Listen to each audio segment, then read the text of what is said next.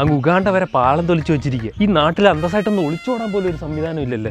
ഇവന്റെ ടെൻഷൻ കണ്ട ഇവന്റെ ട്രെയിന് ബോംബ് വെക്കാൻ പോകുന്നു. അവളെങ്കിലും വന്നിരുന്നേ ചാടി പോവാൻ. ആ പെണ്ണിന് ഇച്ചിരി ധൈര്യം ഉണ്ടായിരുന്നു ഇവരെ രക്ഷപ്പെട്ടു. ഇവ എന്താ എത്ര ടെൻഷൻ അടിക്കുന്നു എനിക്കറിയാമായിരുന്നു. എടാ നിങ്ങൾ എന്നെ സ്റ്റേഷൻ വല്ലതും മാറിയാണോ കൊണ്ടുവന്നത്? ഇവിടെ രണ്ട് പട്ടി നിങ്ങളല്ലാതെ ഒന്നും കാണുന്നില്ലല്ലോ. വണ്ടി വല്ലതും വരുമോ? നിന്റെ ടെൻഷൻ കണ്ട നീ അവളെ കൊണ്ടുവന്നു വിട്ടാ നല്ലോടാ. അവള് നിന്നെ ഇല്ലയോടാ കൊണ്ടുവന്നത്. അതിന് നീ എന്തിനാണ് ഇത്ര ടെൻഷൻ അടിക്കുന്നത്? അതൊക്കെയാണ്. എന്നാലും ഒരു പുരുഷനാകുമ്പോൾ മിനിമം ഉത്തരവാദിത്തം കാണിക്കണ്ടേ? നല്ലതാ. അതൊക്കെ അവിടെ കയ്യിൽ വല്ലതും ഉണ്ടോ? എടാ അതാണെങ്കിലേ അറിയാം. നിങ്ങൾ എൻ്റെ ഒരു 1000 രൂപ തന്നു കഴിഞ്ഞാൽ പരിപാടികൾ കുറച്ച് സ്മൂത്തായതിന്. പിന്നെ അവളുടെ മാലയവളെ എന്തെങ്കിലും ബാക്കി പണയം വെച്ചിട്ട് വേണം ഇരിക്കാൻ.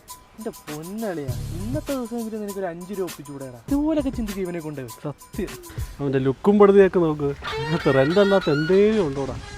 എടാ അത് പറഞ്ഞപ്പോഴാണ് നമ്മുടെ അച്ഛൻ്റെ കടയിൽ ഇതിൻ്റെ പൈസയും കൊടുത്തേക്കണേ. ആ എത്തിയോ? 5 മിനിറ്റോ? ഞാനിവിടെ എപ്പോണ്ട് വേഗം നമുക്ക് ഒളിച്ചോടണ്ടേ.